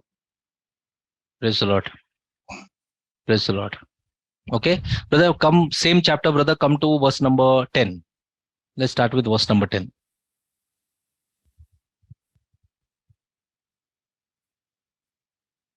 इसलिए प्रभु में और उसकी शक्ति के प्रभाव में बलवंत बनो। इसीलिए प्रभु में और उसकी शक्ति के प्रभाव में बलवंत बनो, यानी कि उसके शक्ति के प्रभाव, उसका शक्ति का एक प्रभाव है, उस प्रभाव के नीचे आप बलवंत बन सकते हो। जब आप उस प्रभाव के नीचे आते नहीं हो तब तक आपके अंदर वो बलवंतता या सामर्थ आपके अंदर वो दिखेगा नहीं। आपको सामर्थ मिलता है लेकिन आपको सामर्थ उपयोग करने का मौका नहीं मिलेगा, क्योंकि आपको आएगा ही नहीं वो सामर्थ को उपयोग करने के लिए। मैं ये नहीं कह रहा हूं आपको सामर्थ नहीं मिलता है, सामर्थ मिलता है, लेकिन उसको कैसे उपयोग करेंगे आप। अभी पवित्र आत्मा आप पर बहुत सालों पहले आया है, फिर भी आप वचन को सिर्फ सुनते जा रहे थे और सोच रहे थे कि ये भाई अगर कर सकता है, वो बहन कर सकते है, तो हम जब करने जाते तो होता क्यों नहीं है, या हम ये बातों को क्यों नहीं देख पा रहे, या हम ये बातों को अनुभव क्यों नहीं कर पा रहे। अब आपको उसका स्लो स्लो स्लो स्लो अगर उत्तर मिलता है तो जो बातों ने आपको जकड़ लिया है, आपको उस वहां पर संघर्ष करने की जरूरत नहीं। वो बातें, जो हुक होता है ना, हुक हुक लगता है, उस हुक को हमको निकालना पड़ता है। जब आत्मिक बातें आनी शुरू हो जाती है और आप समझने लगते हो, वो हुक अपने आप निकल कर चला जाता है आपके जीवन से। आप समझ रहे हो? क्लियर हो रहा है बात? जो हुक हुक होता है ना, इसके लिए हम कहते हैं ना, जो जो दारू पीते हैं या जो ड्रग्स करते हैं, हम बोलते हैं ना ये हुक्ड है, he is hooked on to this. Hooked मतलब उसको उस हुक में बांध लिया गया है। अभी हुक को हिंदी में क्या कहेंगे मैं जानता नहीं हूँ, कोई बता सकता है? कोई मदद करेगा? तो अंकुश कहते हैं, अंकुड़ा या कांटा। काटा, काटा ब्रदर, करेक्ट, काटा कुड बी वन। हुक मालूम है ना आपको? मतलब मछली को पकड़ने के लिए भी हम लोग हुक डालते हैं ना, उसमें मछली फंस जाती है। एक वैसे हुक हुक हो जाता है एक आदमी किसी बातों के ऊपर, वो निकलने की बहुत कोशिश करता है। और बिलीवर्स में बहुत सारे लोग हैं, बहुत सारे लोग हैं जो यहाँ पर संघर्ष पाते हैं। ये चैलेंज होता है उनके लिए, ये कठिनाई होती है उनके लिए कि शरीर के अंदर जो बातें हैं, मन की बातों, आप प्रार्थना में आओगे मन की शांति पा लेते हो, लेकिन शारीरिक बातें जो होती है ना, शारीरिक प्रलोभन जिसे हम कहते हैं, ठीक है, उस पर काबू पाना, उस पर विजय पाना, ये बहुत मुश्किल हो जाता है जो बिलीवर्स है उनके लिए, बहुत सारे बिलीवरों के लिए। आप किसके उपस्थिति में बैठते हो, वो उपस्थिति आप पर आती है। पवित्र आत्मा की उपस्थिति में बैठते हो, पिता के उपस्थिति में बैठते हो, तो वो उपस्थिति के द्वारा ये सारी बातें वचन के द्वारा और जो भी औजार प्रभु ने दिए हैं वो अनहुक हो जाएंगे और निकल कर चले जाएंगे। आपको संघर्ष करने की जरूरत नहीं पड़ेगी। नहीं तो आपका संघर्ष क्या रहेगा कि आज आपने प्रार्थना किया, 2 दिन के लिए आप उस चीज के ऊपर विजय पाए, तीसरे दिन उसी दलदल में वापस फंसे। फिर वापस आप प्रार्थना किया, फिर वापस 2 दिन के लिए, 1 दिन के लिए, फिर वापस फंसे, फिर आपने क्षमा मांगा, फिर वापस प्रार्थना किया, फिर किधर प्रार्थना में गए, किधर वचन सुना, प्रोत्साहन पाया, सामर्थ पाया, वापस आए, डिसाइड किया, प्रे किया, फिर वापस गिरे, फिर वापस उठे, गिरे उठे, गिरे उठे। ये एक बिलीवर का लाइफ नहीं हो सकता है और होना भी नहीं चाहिए। लेकिन बिलीवर्स के लाइफ में ये कंटिन्यूस हमको दिखता है।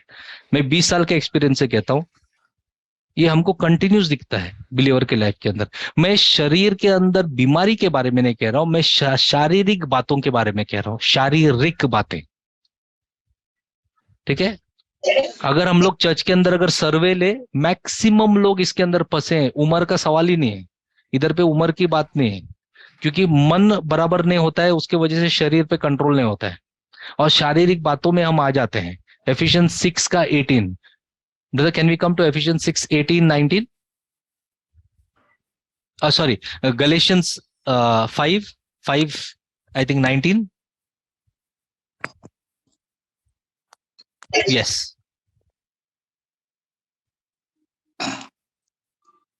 शरीर के काम तो प्रकट है, अर्थात व्यभिचार, गंदे काम, लुचपन, नेक्स्ट वर्स।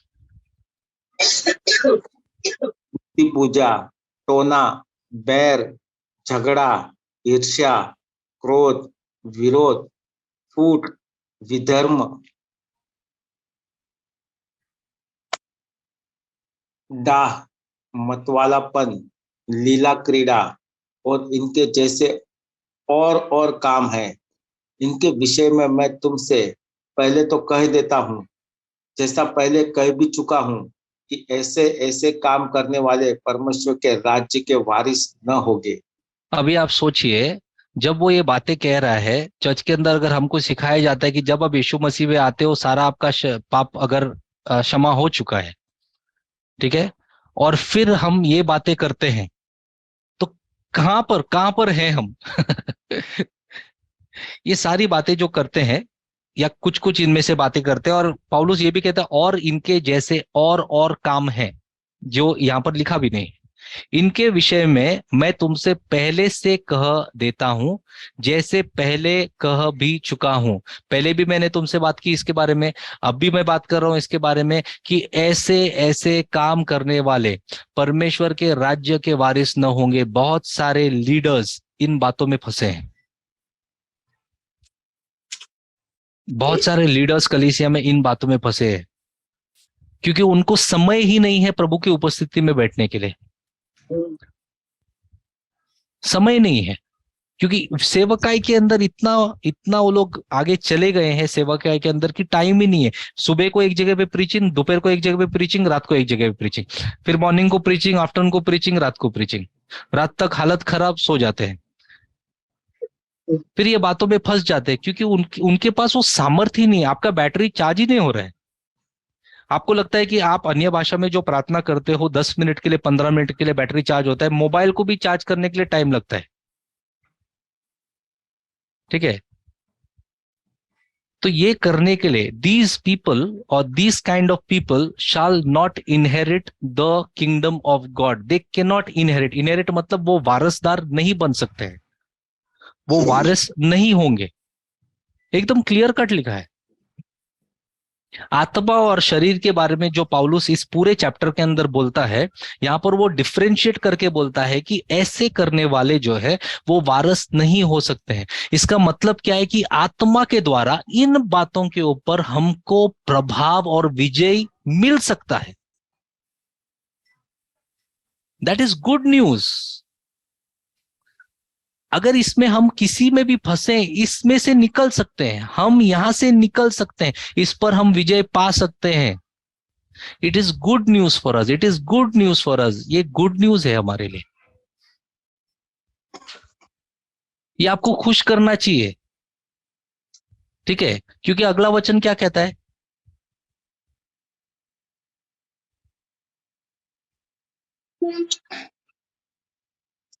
पर आत्मा का फल प्रेम, आनंद, शांति, धीरज, कृपा, भलाई, विश्वास,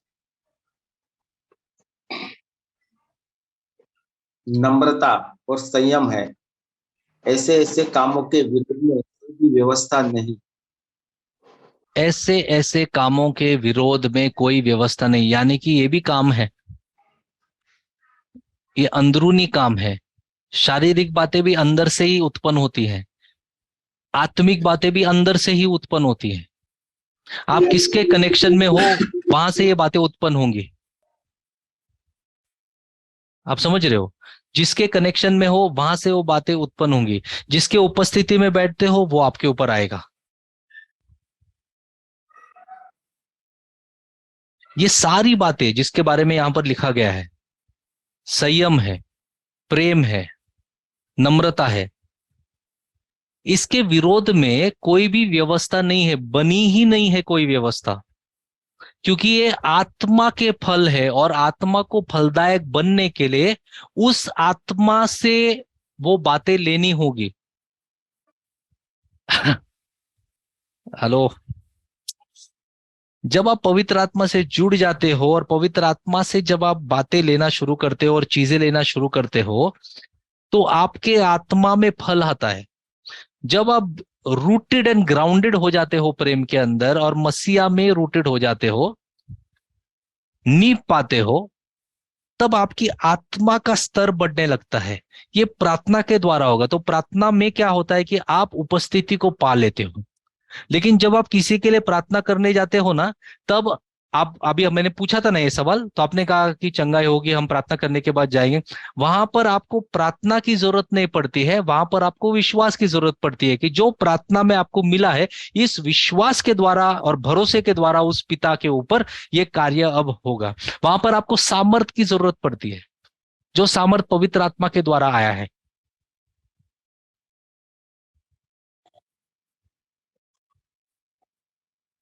Brother Selvam, am I making sense? Yes, bro. Very happy. You, I hope you understand people.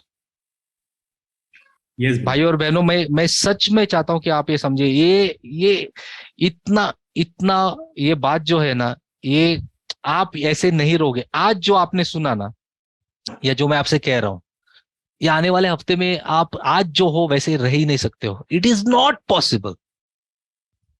It is not possible. You can not remain the same. ठीक है, इसके लिए मैंने क्या कहा, जो भी हम प्रार्थना करते हैं, जो भी बात करते हैं, वो शारीरिक रूप से शुरू होती है। क्योंकि कभी भी आप प्रार्थना करने बैठे हो ना, वो आत्मिक रूप से नहीं शुरू होती है, वो शारीरिक रूप से शुरू होती है, क्योंकि आप चुनते हो एक समय। ठीक है, ब्रदर सेल्वम ने बोला हम आज 8 to 8:30 प्रार्थना करेंगे, तो एक समय चुना गया, हम वहां पर आए।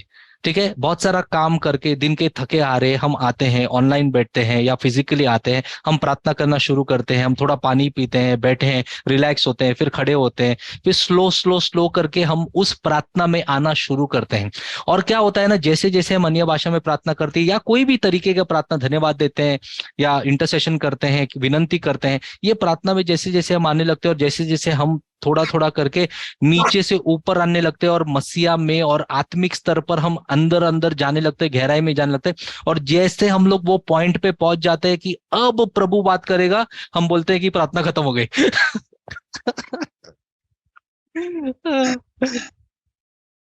हम क्या बोलते हैं, प्रार्थना खत्म हो गई, और हम वहां पर रुक जाते हैं।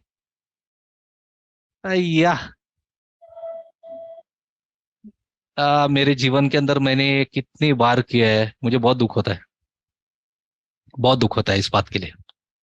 ठीक है, इसका मतलब क्या है कि एक समय होता है, अगर 5 मिनट के प्रार्थना से चीजें होने लगती ना, तो जितने भी लोगों के बारे में हम सुनते हैं, पढ़ते हैं, जिनका टीचिंग्स हम सुनते हैं, जिनके बुक्स हमने पढ़ा है, वचन के अंदर जिनके बारे में लिखा है, उन्होंने कभी भी 5 मिनट का प्रार्थना नहीं किया। एक कमांड, एक इंस्ट्रक्शन देने के लिए वो रात रात भर प्रार्थना में बैठे। एक इंस्ट्रक्शन देने के लिए यीशु रात भर प्रार्थना में बैठा। ठीक है, लेकिन हम लोग ने प्रार्थना को इतना लाइटली लिया है। हमारे लिए प्रार्थना क्या है ना, कि हम आएंगे, अब हाथ उठाएंगे और प्रार्थना करेंगे, फिर टाइम देखेंगे, 5 मिनट हो गया, 10 मिनट हो गया, 15 मिनट हो गया। और अगर ब्रदर सेल्वम रुके नहीं, संडे को सपोज 4 बजे प्रार्थना शुरू हुई, वर्शिप शुरू हो गया, आराधना शुरू हो गया, आराधना के बाद में 4:30 4:40 तक अगर आराधना शुरू हो गया, सपोज 4:30 तक, और फिर ब्रदर रुके नहीं, और बाद में 5 बज गया, 5:30 बज गया, और प्रार्थना होते जा रहा है, होते जा रहा है, होते जा रहा है, आप नहीं खड़े रह सकते हो, क्योंकि आपको प्रोग्राम वैसे किया ही नहीं है। आपके अंदर ये बात है कि ये टाइम से ये टाइम, ये टाइम से ये टाइम, ये टाइम से ये टाइम, ये टाइम से ये टाइम, ये टाइम के ऊपर जाएंगे तो लोग टाइम वॉच को देखते हैं। और मैं जानता हूं कि ब्रदर सेल्वम ने बहुत बार लोगों को वॉच को देखते हुए देखा है जब वो प्रीचिंग करते हैं। ब्रदर देखते हैं, ब्रदर शायद आपको बोले नहीं, या कोई भी प्रीचर हो, ठीक है, या जो वर्शिप करता हो, वो देखते हैं कि लोग अपने वॉच को देख रहे हैं कि ओ अभी 5 बज चुका है, लेकिन अभी ब्रदर बंद नहीं कर रहे हैं, 5:20 हो गया है, अरे ट्रेन छूट जाएगी, घर पे ये काम है करके। तो आपका ध्यान प्रार्थना में है ही नहीं, आपका ध्यान चर्च में है ही नहीं, लेकिन आप आ रहे हो क्योंकि आना है। प्लीज बुरा मत मानना, ठीक है, क्योंकि हम लोगों के सामने ऐसा प्रस्तुत अपने आप को कर सकते हैं, लेकिन मन की बात, प्रभु मन को ही देखता है, भारी रूप को नहीं देखता है। भारी रूप बाद में आता है। अगर वो भारी रूप को देखता ना, तो सब अच्छे हट्टे कट्टे लोग चर्च में होते और उपयोग किया होता प्रभु ने। ठीक है, हम जो दलदल में फंसे हुए लोग थे, उनका उपयोग कभी होता ही नहीं। हम फंसे ही रहते वहां पर दलदल में।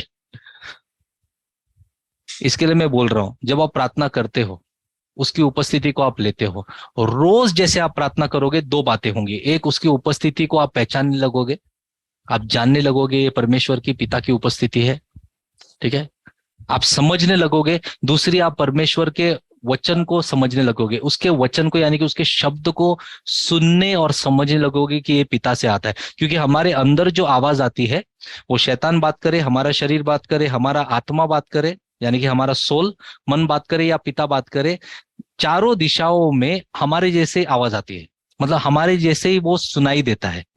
तो हम कंफ्यूज हो जाते हैं कि कौन बात कर रहा है। लेकिन जैसे जैसे आप प्रार्थना में बैठते हो, ठीक है, और जब भी आप प्रार्थना में बैठते हो, ये एक सही है, मैं नहीं कहता हूं ये गलत है कि हम धन्यवाद देते हैं, स्तुति करते हैं, क्योंकि ये सारी बातें शुरू तो हम क्या करते हैं, एक स्तर पर शुरू करते हैं। अगर मैं शारीरिक बोलूंगा तो शायद वो गलत हो जाए, वो शब्द गलत हो जाए, लेकिन एक स्तर पर हम शुरू करते हैं, तब हम आत्मा में नहीं है फिलहाल। लेकिन जैसे जैसे हम बढ़ते हैं, कभी आपने 3 घंटे का प्रार्थना किया है, आप देखो जैसे जैसे आप प्रार्थना में और आराधना में बढ़ते हो और वो इंटेंसिटी बढ़ जाती है, तो सडनली आपको मालूम पड़ जाता है कि आपका लेवल चेंज हो गया, आप कहीं और पहुंच गए, एक डिमेंशन क्रॉस किया आपने, एक डोमेन क्रॉस किया, एक स्तर क्रॉस कर दिया, और वहां पर जो शांति है, वहां पर जो आनंद है। कभी कभी लोग वहां पर सिर्फ रोते रहते हैं, वो अपने पापों की क्षमा के लिए नहीं रोते, बस रोते रहते क्योंकि वो प्रभु की उपस्थिति को महसूस कर रहे। कभी कभी हंसते रहते, कभी कभी वो बहुत ही भर जाते हैं प्रभु की उपस्थिति से। फिर प्रभु की आवाज को सुनने लगते हैं और वो पहचानने लगते हैं कि हाँ, ये आवाज पिता का है, ये आवाज पिता का है। और वैसे वैसे रोज बैठते बैठते पिता की आवाज का सुनने की क्षमता जो है वो और स्ट्रांग हो जाती है। Praise the Lord. तो क्या हम निर्णय ले सकते हैं कि हमको प्रार्थना इसीलिए करना है, और प्रार्थना 5-10 मिनट का प्रार्थना, अगर आप, मैं एक बात बोलूं आपको एकदम प्यार से, एक भाई के नाते मैं आपको बोलता हूं, ठीक है, आपके भाई के नाते, अगर मैं टाइम बोल रहा हूं, लेकिन भाई प्लीज अभी उसके ऊपर वो टाइम को पकड़ कर ही मत करना, लेकिन मैं एक बोल रहा हूं, एक व्यक्ति अगर जो मसीहा में है, ठीक है, और जिसको सेवकाई करनी है, प्रभु के लिए कुछ करना है, वो अगर मिनिमम कम से कम अगर 1 घंटा अगर उसने प्रार्थना नहीं किया, क्योंकि मैं आपको बात बोलता हूँ ना, जब भी हम लोग वॉकिंग करते हैं ना, जब मैं मेरा वजन बहुत ज्यादा था, तो मेरे को वॉकिंग करने बोला, डॉक्टर ने बोला 5 किलोमीटर वॉकिंग कर। तो 5 किलोमीटर वॉकिंग करने डॉक्टर ने बोला कि ठीक है, आपको 1 घंटे से 1 घंटा 20 मिनट 15-20 मिनट आपको वॉकिंग करना है। तो मैं करना शुरू किया। तो 3-4 दिन के बाद में जब डॉक्टर को वापस में विजिट करने गया, तो डॉक्टर ने मेरे को बोला, आप कर रहे हो कि नहीं? मैंने बोला हाँ मैं कर रहा हूँ डॉक्टर। तो बोला कितना टाइम कर रहे हो? तो मैंने बोला कि मैं बराबर 1 घंटा या 1 घंटा 15 मिनट ऐसा करता हूँ, ठीक है। फिर डॉक्टर ने मेरे को बोला नहीं 20 मिनट के बाद में 1 घंटा 15 मिनट करना है। अरे मतलब 20 मिनट के बाद में मतलब ये तो 1.5 घंटे के ऊपर हो जाएगा।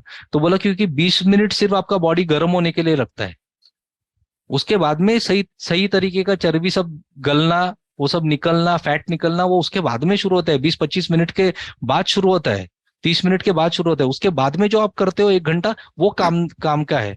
वैसे आत्मिक स्तर पर भी हम जब शुरू करते हैं ना, तो हमारा आधा पौना घंटा खत्म होने के बाद में हमको बहुत सुकून महसूस होता है, हम सुकून में आ जाते हैं, शांति में नहीं, हम सुकून में आ जाते हैं कि ओ चलो आज की प्रार्थना हो गई, वाह बहुत अच्छा लगा, आज बहुत अच्छा लगा ब्रदर, आज का प्रार्थना इतना जबरदस्त है ना ब्रदर सेल्वम।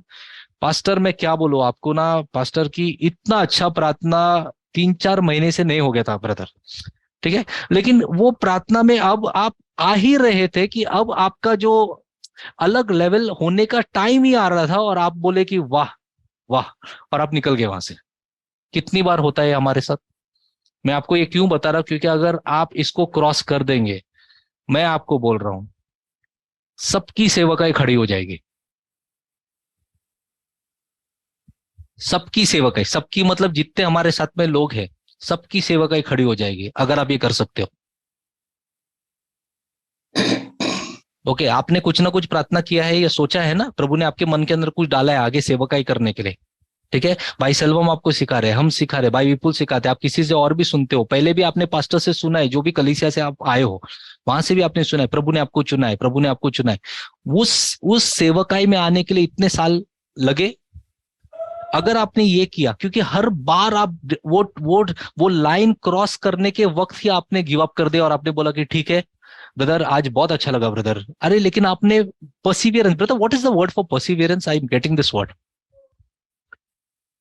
परसिवियरेंस।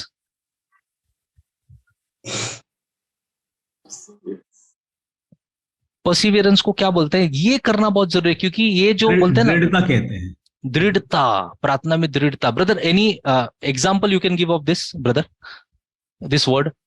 दृढ़ता, जो काम हमने हाथ में लिए से पूरा जब तक नहीं कर लेते हैं, उसे लगातार करते जाना, जब तक उसका प्रतिफल ना देखे तब तक उसे छोड़ना नहीं, लगातार करते जाना। This is what it is, यही बात है। Thank you brother, thank you so much. अगर आप हमको पूछते हो कि ब्रदर आप अगर ये स्तर पर आए हो, कैसे आए हो, क्योंकि मैंने भी बहुत बार, मेरे इतनी बार सुकून मुझे मिला है प्रार्थना के बाद, लेकिन सही तरीके से मैं आपको बोलता हूं कि मेरे जीवन के अंदर एक बदलाव आने का टाइम कब था मालूम है? एक समय आया जब मैं एक भाई के साथ में, हम लोग गोवा जा रहे थे। ये सुनिए, फिर मैं खत्म करता हूं, 9 बजे खत्म करूंगा।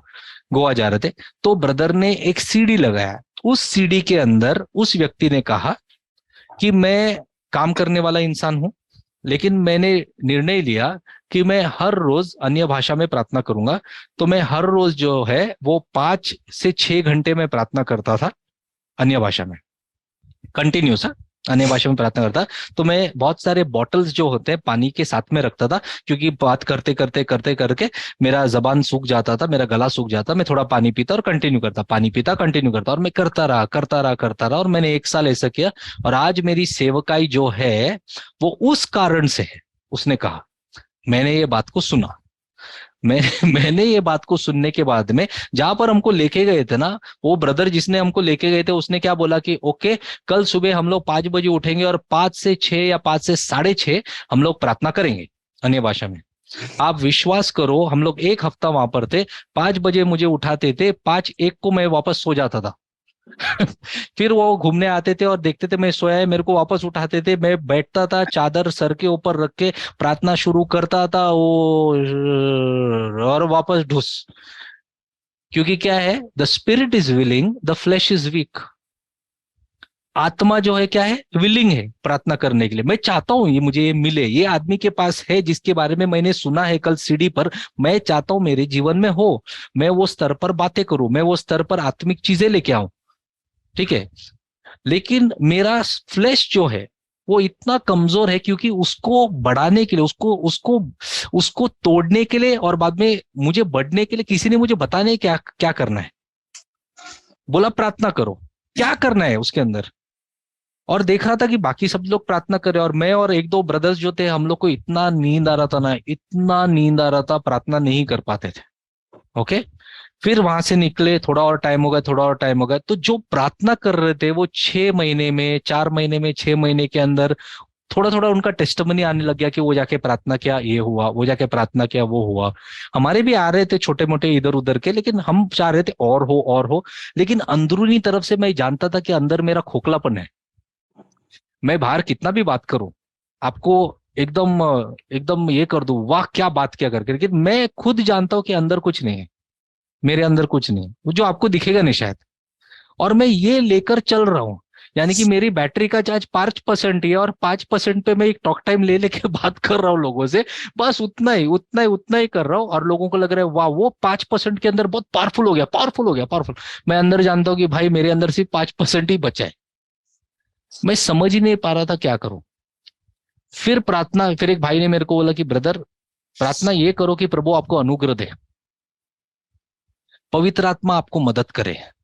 ये प्रार्थना करो कि पवित्र आत्मा का सहभागिता और यीशु मसीह का अनुग्रह भरपूरी से आपके जीवन में आए, ताकि आप जब प्रार्थना में बैठो ये आपको आगे लेके जाए। मैंने बोला ठीक है, प्रेज गॉड, करते हैं बात। फिर मैंने निर्णय लिया कि मैं रात को 10 या 10:30 से सुबह 6 बजे तक प्रार्थना करूंगा। अब मैं जो भी आपको कह रहा हूं, ये प्रार्थना किया, ये हुआ, वो हुआ, और वाह ब्रदर कितने बढ़िया काम करते हैं, इस वजह से नहीं कह रहा हूं। मैं बोल रहा हूं कि मेरे जीवन में चेंज आने का कारण क्या है। मैंने जब ये निर्णय लिया और मैं प्रार्थना करना शुरू किया, ठीक है। पहले 2-3 दिन इतना मुश्किल हो गया कि मैं जब प्रार्थना किया, 10 बजे शुरू किया, मैंने रूम में जाकर बहुत सारे बॉटल्स लेके गया था पानी के, शुरू किया, प्रार्थना किया और बाद में फिर मैं बाहर आया, क्योंकि मैं वॉच निकाल दिया था रूम से, क्योंकि बार बार वॉच पे नजर जाता है करके मैंने वॉच निकाल दिया था, मोबाइल नहीं था, कोई भी वॉच नहीं था, टाइम देखने का कोई साधन रखा नहीं, और प्रार्थना किया। और ये सब होने के बाद में जब मैं बाहर आया तो 10 बजे शुरू किया था, 10:10 ही हो गया था और मुझे लगा एक्चुअली 12 बज गए। और मैं बोला कि यार ये बहुत मुश्किल बात है, ये प्रार्थना जो है बहुत मुश्किल बात है, ये आसान नहीं है। तो इसके अंदर क्या होता है ना, एक वॉर होता है, एक लड़ाई होती है, आपके फ्लैश की, आपकी शरीर की लड़ाई है ये, उसके ऊपर पावर, उसके ऊपर विजय पाने की लड़ाई है। ठीक है। और मैं आपको ये सच सच बोलता हूं, हर एक पास्टर इससे गुजरता है, आसान नहीं है किसी भी व्यक्ति के लिए। इसके अंदर पासबान हो या एक व्यक्ति जो कलीसिया में आता है, सबके लिए ये लड़ाई, सबके लिए है।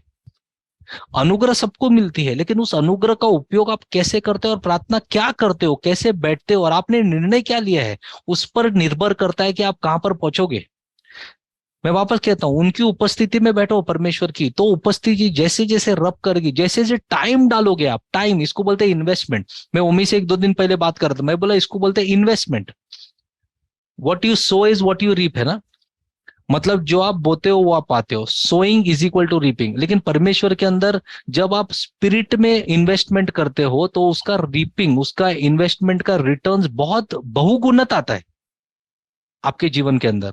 और अंदरूनी से शुरू होता है, आपके अंदर से शुरू होता है। मिनिस्ट्री बाद में है, हम सबको मिनिस्ट्री करने का बहुत इच्छा है, बहुत बहुत करना है, लेकिन वो बात की बात है। सबसे पहला बात है कि अंदरूनी आपके अंदर क्या हो रहा है, क्या आपके अंदर वो कैपेसिटी आ गया है, क्या आपके अंदर वो जो एक ग्लास था पानी जिसमें भरता था, क्या मग हो गया है, क्या आप वो एक बाल्टी बन गया है, क्या आप वो ड्रम हो गया है, क्या आप वो कुआं हो गया है, क्या आप वो नदी हो गई है, कहां पर आप हो वो देखना बहुत जरूरी है।